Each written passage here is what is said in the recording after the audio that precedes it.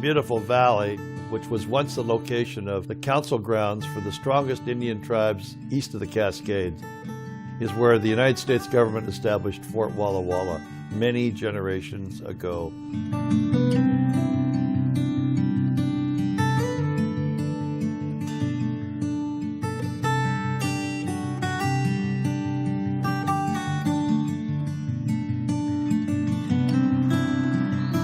They were fighting the Indian Wars in those days, and then it went on to become a staging point for World War I, a cemetery, a staging point for World War II, an integral part of the defenses for Eastern Washington. Today it's got a wonderful museum, agricultural exhibits, the picnic grounds, the historic village. They're all worth a visit.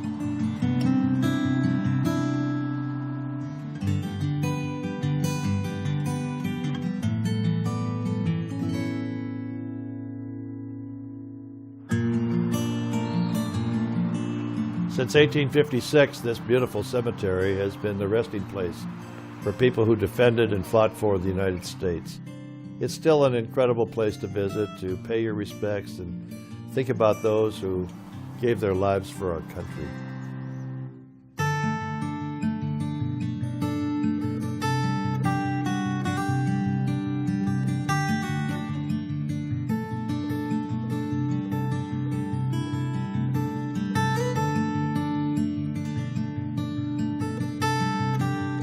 Today, it's a beautiful place to visit, pay your respects at the cemetery, to visit the museums, to see the antique agricultural exhibits, and learn a lot about the history of this valley.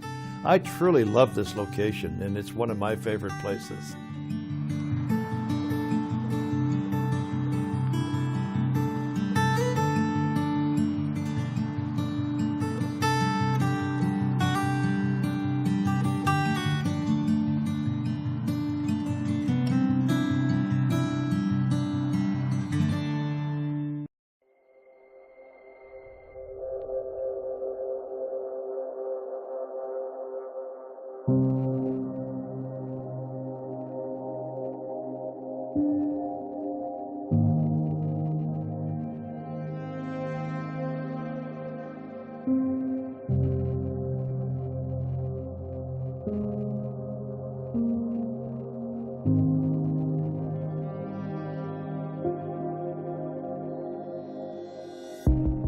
Here in the International District of Seattle sits the historic Panama Hotel.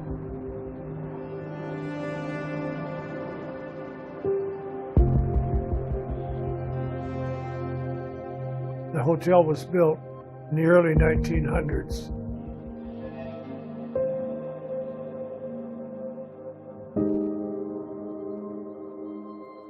This spot was quickly a focal point for the Japanese community because it had baths, communal baths like they had had in Japan.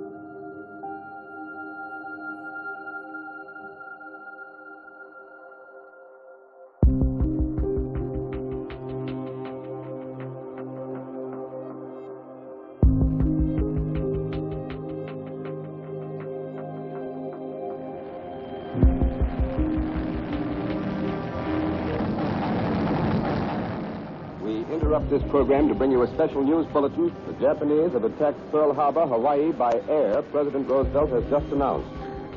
On December 7th, 1941, the Japanese surprise attacked Pearl Harbor and devastated most of our fleet.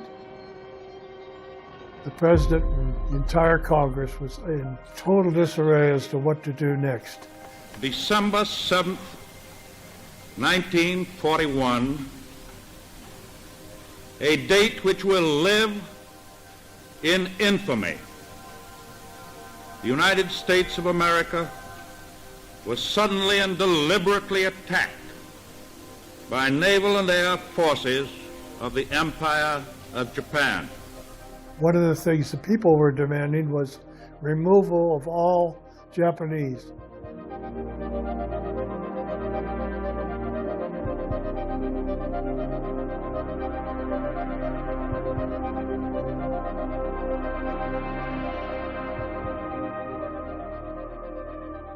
My Japanese friends only had 1 week's warning. They had terrible problems figuring out, in 1 week, what am I going to do? What type of clothes should I take? What should I carry? Where's the family dog going to go? They had no idea. Many chose to store extra items they couldn't take here at Panama Hotel. They had to take this stuff down the stairs, leave it. They would get on that train and left their suitcases behind.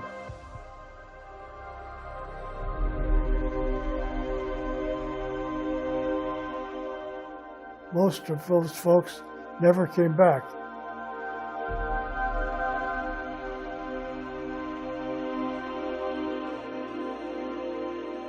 They never saw their stuff again, never cared to. They moved on to new lives and a new future. The suitcases here remain today.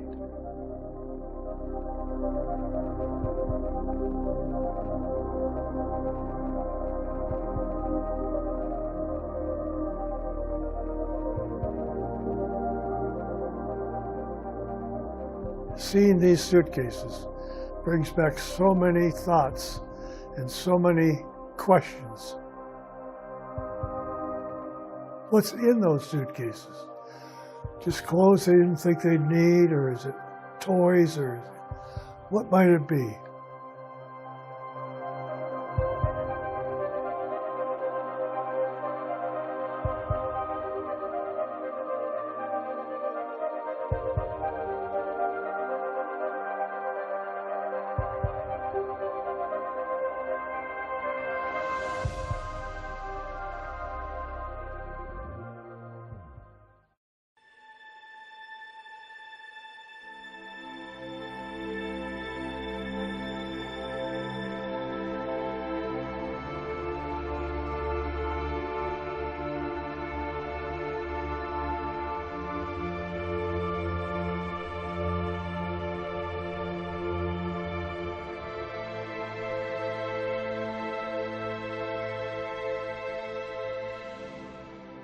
Today, the restored hotel is filled with original Japanese artwork, some of the original furniture that was there. It's fully restored as close as the owner could find. And it's a beautiful place to stay today.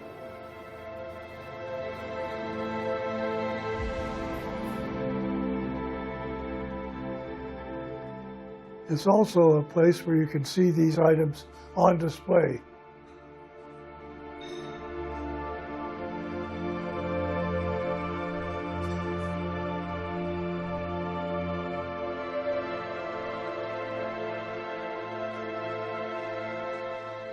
We are very lucky to have this segment of history of the Japanese internment. This tells a big part of the story.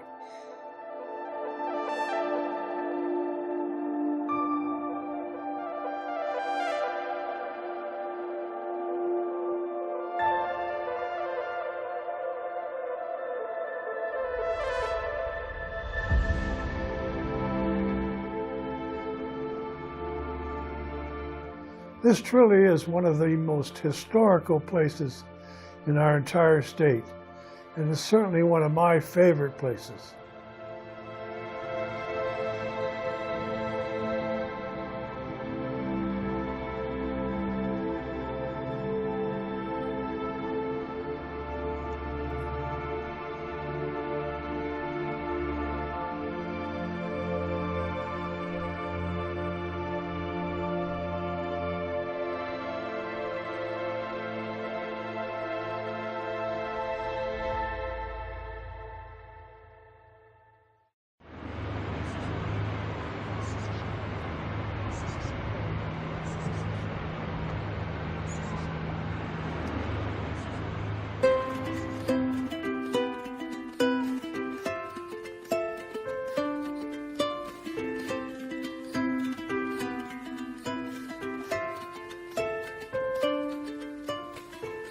More than 125 years ago, a group of women gathered together here in Olympia, the state capital, and formed a new club, the Women's Club of Olympia. They were brave and courageous ladies because in those days, women weren't supposed to have clubs of their own. Brave and courageous? Yes, they were, because they weren't really supposed to do things like have women's gatherings without some men in the room.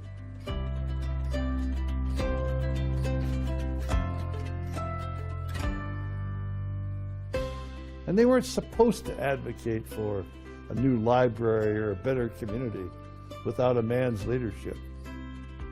But they were diligent and they stuck to their guns.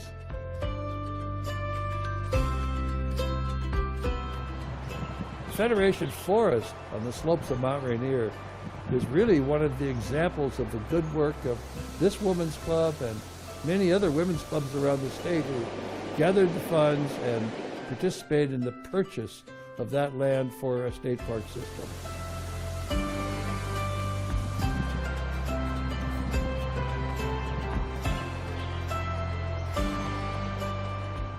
I would guess that anybody that served in the state capitol of significance and prominence in the last 40 years, 50 years, maybe 100 years, has been in this room, has been in this house, has attended functions here, has come here for organization meetings, and been here to pay their respects to someone who's deceased or to start a new campaign, you name it. The Women's Club has served this community so well.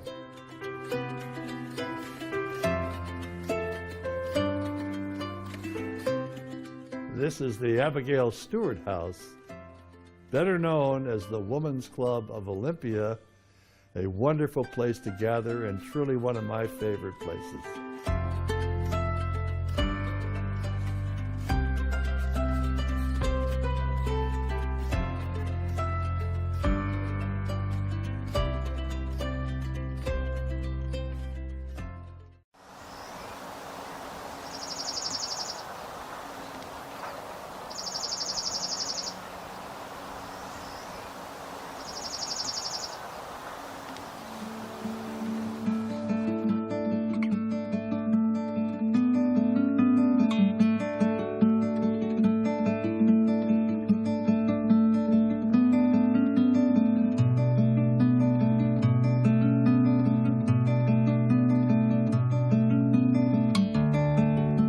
Drive down the freeway near the Columbia River in the town of Woodland, Washington, and we see that big green sign that said Hilda Klager's Lilac Gardens. And we say to ourselves, someday I'm going to stop there.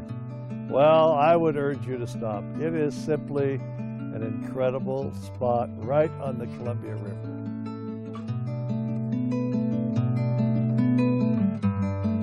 Hilda Klager was an immigrant from Germany who loved flowers, and she learned to hybridize lilacs at an early age. She created all kinds of new varieties and gave them to her friends and named them after her associates and some of the towns along the river. And time went by and she had Lilac Week and Lilac Days, and people would come to this little farmhouse and they'd see the lilacs all through the yard.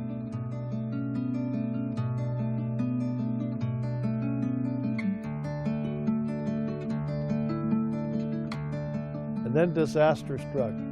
After the war, the Vanport flood did a terrible amount of devastation along the river. She was lucky her house was saved, big trees were still in the yard, but all the lilacs washed away in the flood. But her friends came to the rescue.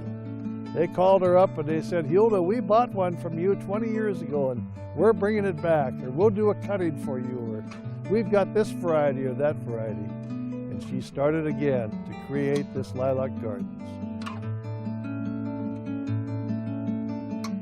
She lived to be nearly 100 years old, and after she died, associates and friends of the Garden Club took it over, and today it's one of our state's nicest attractions.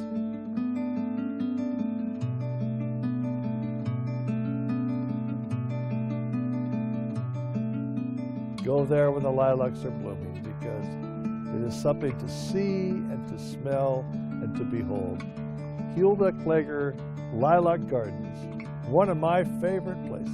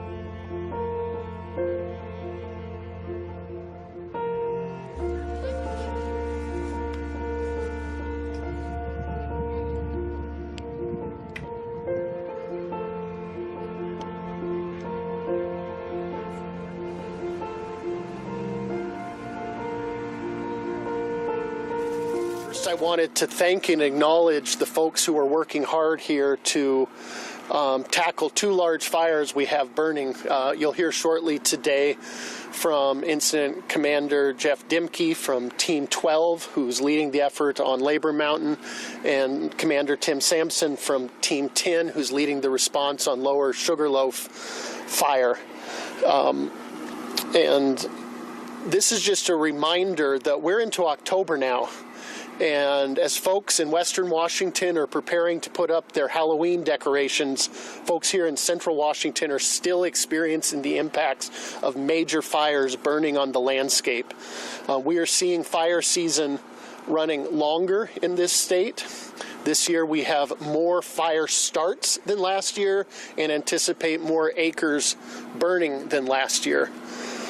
One important result of this is we're seeing more smoke impacts.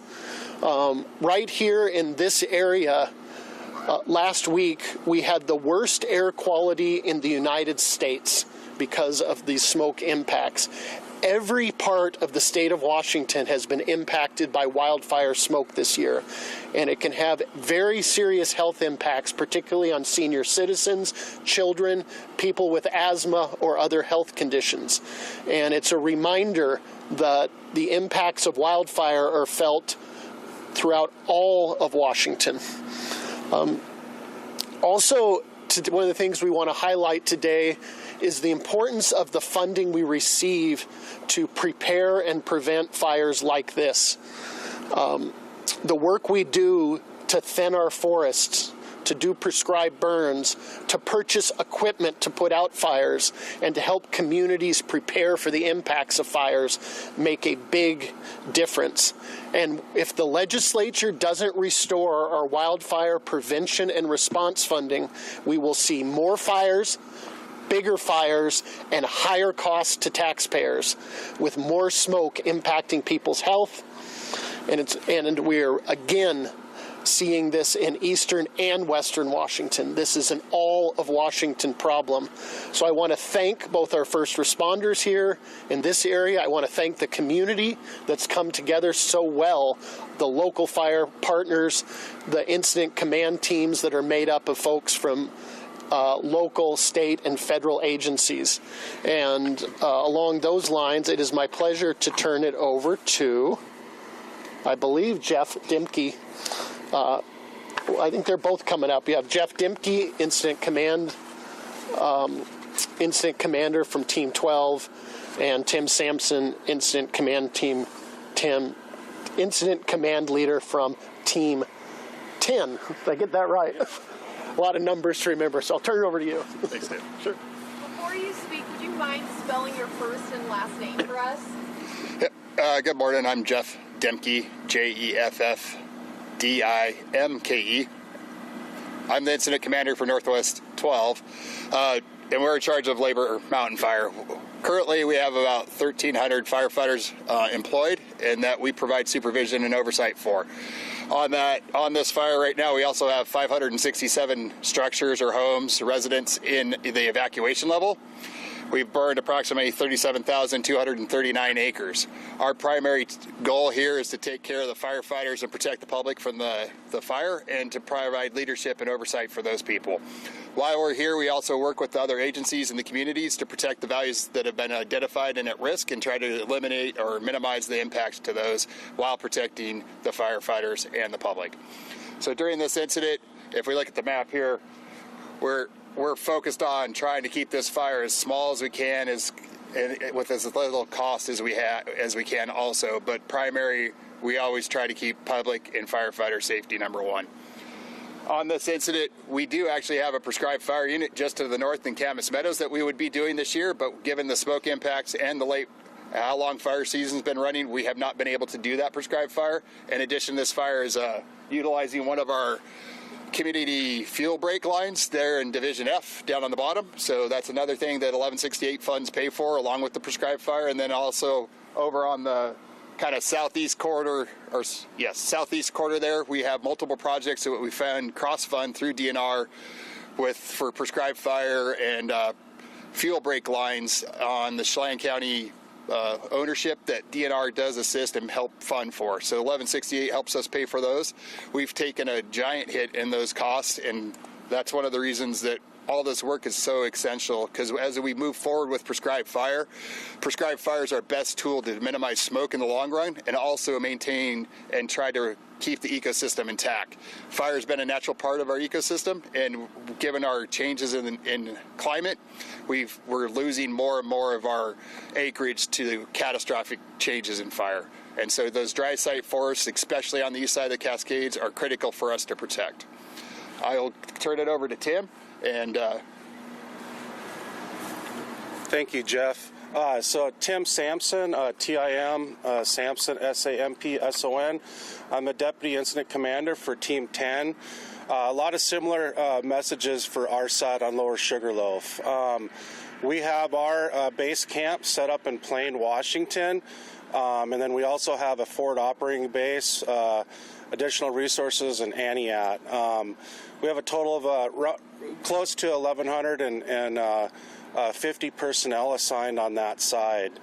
Ultimately, again, it's super imperative to recognize that this is an interagency effort. We have to lean on our local cooperators, fire districts, state and federal agencies to really frame up and be successful in these strategies that we're trying to implement on the ground. Ultimately, when we're developing strategy, we have to anchor into what are those critical values at risks. And so we have some open dialogue with the local agency administrators, local land management agencies, to make sure that we're putting our people where the communities are, any other infrastructure, to make sure that we're protecting what's important to the landowners. On the Lower Sugarloaf, we have all three level 3, 2, and 1 evacuations in place currently, and we're continuing to look at opportunities to get the containment efforts higher. Right now we're at 48%. The fire is 39,000 acres and some change currently. So we have had a little reprieve in weather, but with that said, we recognize we do have some winds forecasted, and we want to make sure we keep the foot on the gas pedal and make sure that we do our due diligence, continue working the lines, continue working the resources on the ground. So if we do get the winds coming this weekend, we're prepared for that. So anyways, I just want to say thank you for your time this morning. Appreciate it. We're going to open it up to questions. I want to, before we do that, give a little bit of a bigger picture overview. They spoke to these fires. Right now in Washington State, 237,000 acres have burned this fire season, and we have 11 major fires burning right now in the state of Washington. One of those is the Bear Gulch fire on the Olympic Peninsula, the largest fire we've seen in western Washington in decades. A reminder that this is an all of Washington issue, and investing in wildfire prevention and response is a core public safety function of government that saves money in the long run. And both of the incident commanders and I are happy to do our best to answer any questions. They get the tough ones. I'll take the easy ones. You can decide tough or easy. But, I think when we drove up in here, we were shocked by the scale of the effort and the tents. And you keep talking about it's going to cost people more to keep boots on the ground, to keep this firefight going. Illustrate for us, how expensive keeping this here up and running is, in terms of, you keep talking about taxpayer dollars and whatnot. If I'm wondering where that's actually going to, illustrate that for me. I'll start big picture and then let them speak individually.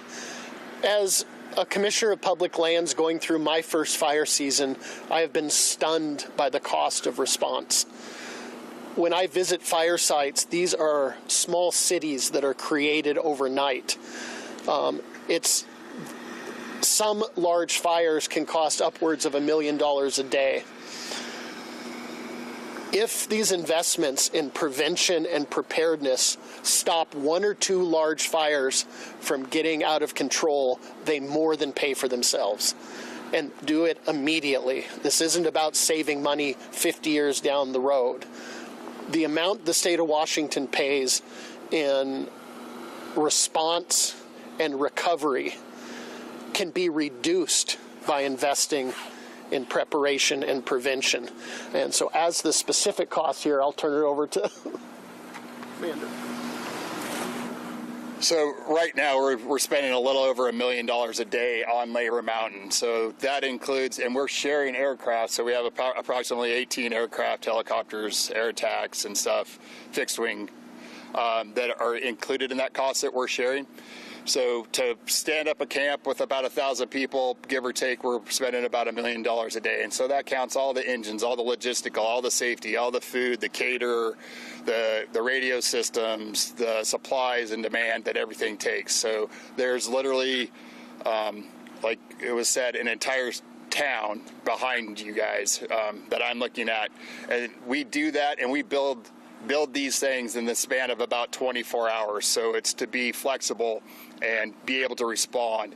And that costs us a lot of money. And so we work on that. We find ways to cut costs and try to save money the best places we can. And also we use risk versus reward and the value of how much something costs to how much it's going to take us to go fight the fire. And then one of these, when we say we're trying to keep the fire as small as possible and provide for firefighter safety, sometimes the terrain and the location of that dictates where we can go.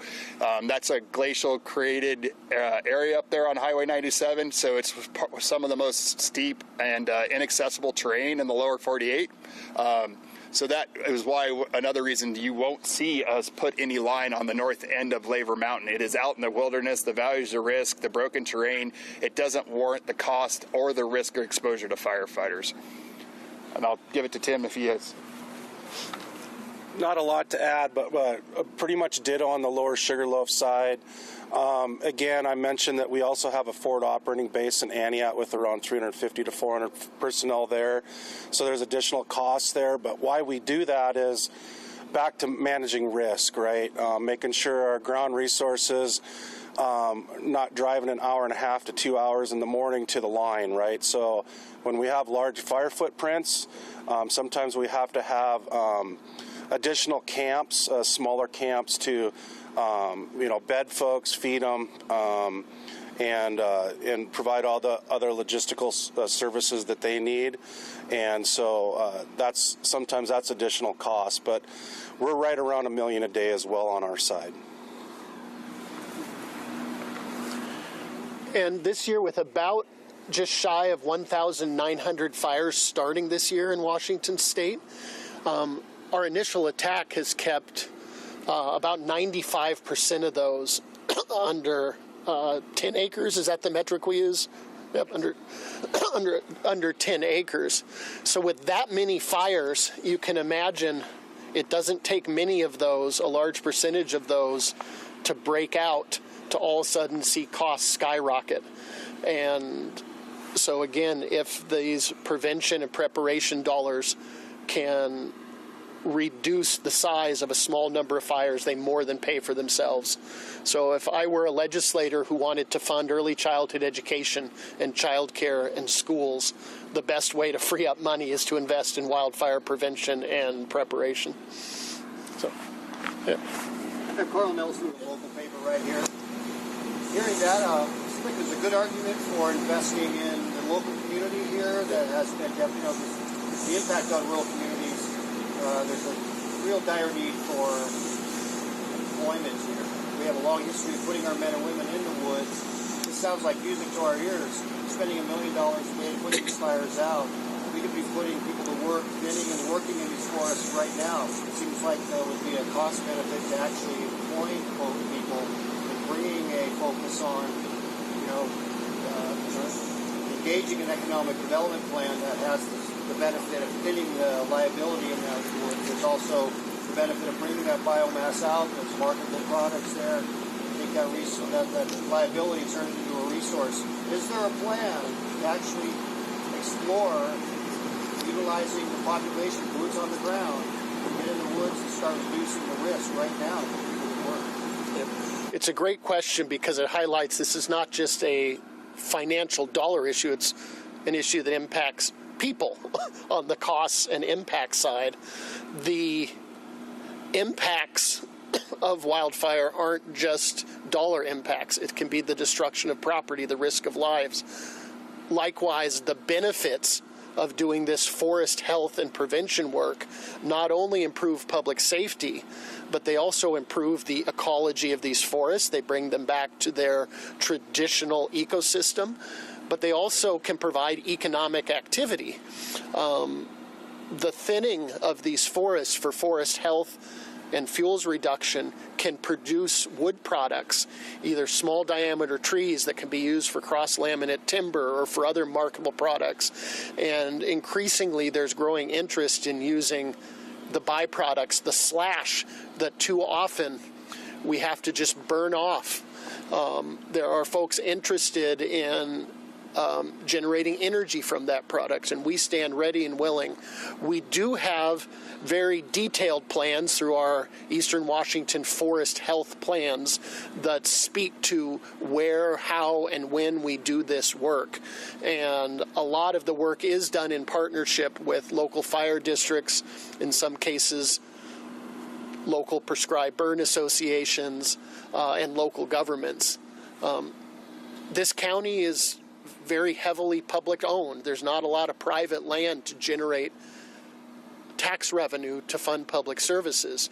So if we can contribute to positive economic activity through our investments in forest health, fuels reduction, it really is a win-win-win. Win for the economy, win for the ecology, and win for public safety.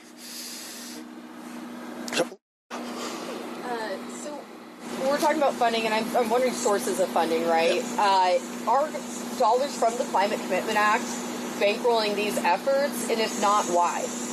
Yes, these efforts are funded in part through Climate Commitment Act dollars, with a recognition that the prevention of wildfires also prevents tremendous carbon emissions. The carbon emissions from wildfires are extreme.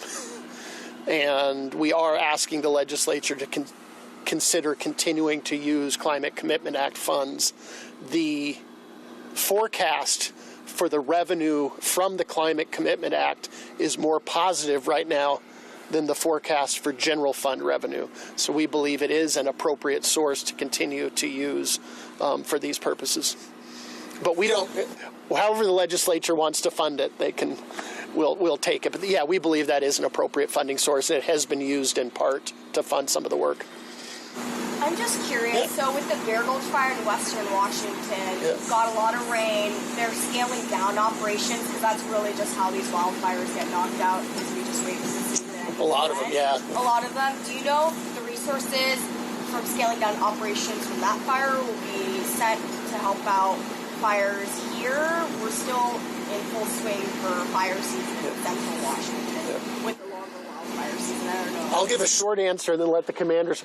Generally speaking, I don't believe we are resource constrained yet. I believe that the folks fighting each of these fires, thanks to the way in which we structure our response with our mutual aid agreements with other jurisdictions, with our multi-jurisdiction incident command teams, we are currently able to provide the response that the commanders need at each of our fires. So I don't think it is an either or.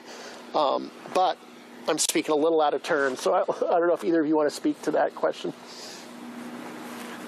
So great question, right? And so many times when one fire gets a reprieve from precip, or they are able to turn the corner on it and release some resources, it is a benefit to any other fires, right? And so how our system works, yes, we definitely try to utilize local resources, but again, we don't expect or really allow firefighters to be working 30 to 40 days straight, right? So folks that might have been on Bear Gulch had to go home, get some days of R&R, and then new rotations come in, right, for resources. So if engines or hand crews get ordered, same with incident management teams. We gotta manage fatigue management. So, and we very well could have some resources that were on Bear Gulch, 3 weeks ago or a month ago. So, and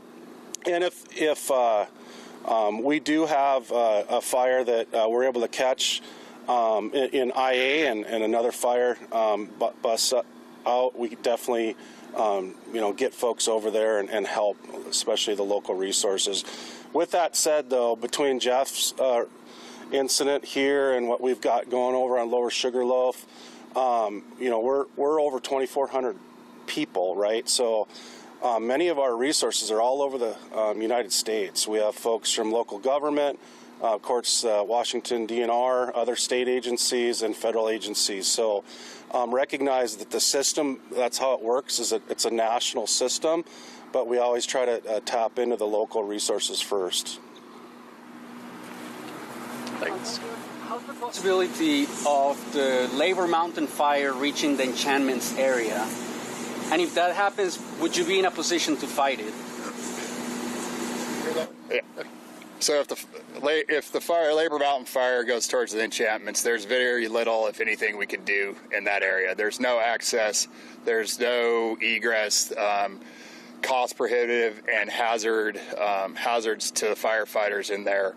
And our success rate and the amount of resources it would take for us to do something are not available to us. And so when we start looking about risk versus reward and exposure to firefighters, it's not a willing trade-off that agency administrators and the team is willing to take. So the enchantments, we would look for opportunities. It would have to probably be like natural features, some of those rocky ridges, and trying to hold it up with some very specific points in there to keep it from crossing those rocky ridges. But you would not see us put 1,000 people in the wilderness to try to stop that fire. We'd use natural barriers in the river ridges and roads is what we look for, right? And so that would be how we'd do it going in if it started moving towards the enchantments. How close is it to the enchantment right now? It's on the edge of the wilderness, so we're not too far from the wilderness area, but it'd be quite hard for us to get it to move that way. We'd need we'd need an east wind event that would come out of the southeast to push it that direction. And given the broken terrain, when I talked about glacial created terrains, that's very rocky, sparse fuels as we get farther up there into the enchantments. So the long-term threat to the enchantments overall is pretty low.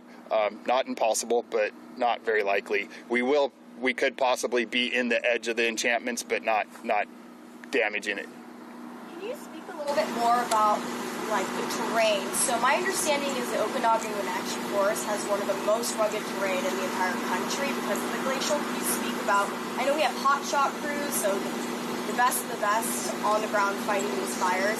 I mean, can you just give us a better understanding of the terrain and what your guys are facing? What do you guys are facing?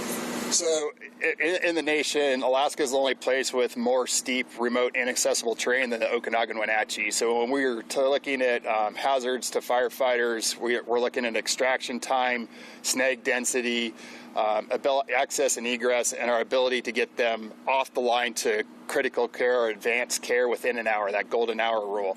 So when we take all those things into effect, that doesn't lend itself well to going into the enchantments. And in fact, as soon as you get off Highway 97 over here, on both almost this entire side of this fire, all sides of this fire, we run into that as soon as we get off the road systems. And so we put a lot, and we ask the resources to take on a lot of risk and exposure based on the values at risk. And so the Wenatchee is one of the most potentially dangerous areas to fight fire in the United States. All right, one more budget question. It's for you, Dave. Sorry. Okay, so you're saying that the budget cuts, the budget shortfall in Olympia has really hindered your efforts to be able to do preventative work. Where in Olympia is there overspending right now? Is there somewhere that you could pull dollars from to help those efforts that you want the legislature to consider? Is there a solution here? Because somebody's going to be watching this and like, well, everybody had to get cuts. Secretary of State's office and whatnot.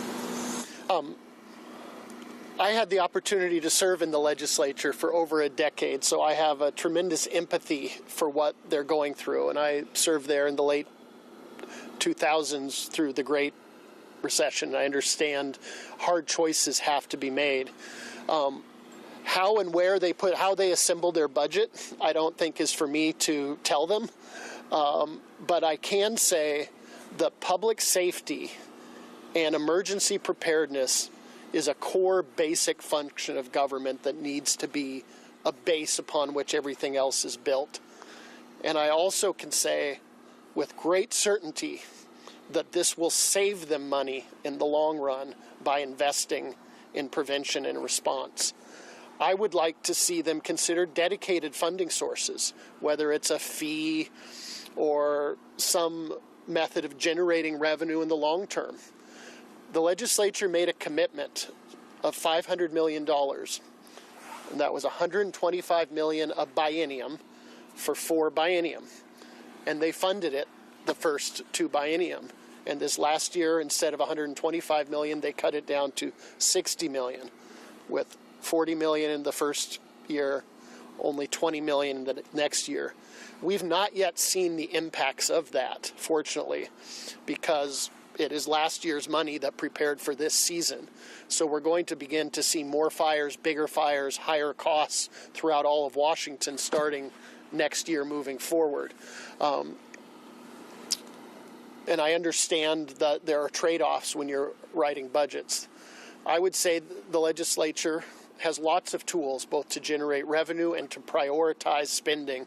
And I think it would be presumptuous of me to tell them how to do that. I think my job is to highlight the impacts of what the cuts mean and what those risks are. More fires, bigger fires, more costs throughout all of Washington.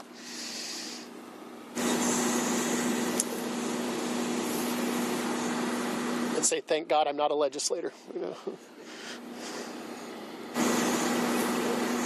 I'm getting this from our communications guy. Appreciate you all coming out, and thanks for such great questions. I thought that was really good exchange. Do you guys have a couple minutes if folks have one-on-ones? Yeah. We can stick around for a few minutes if folks wanted to.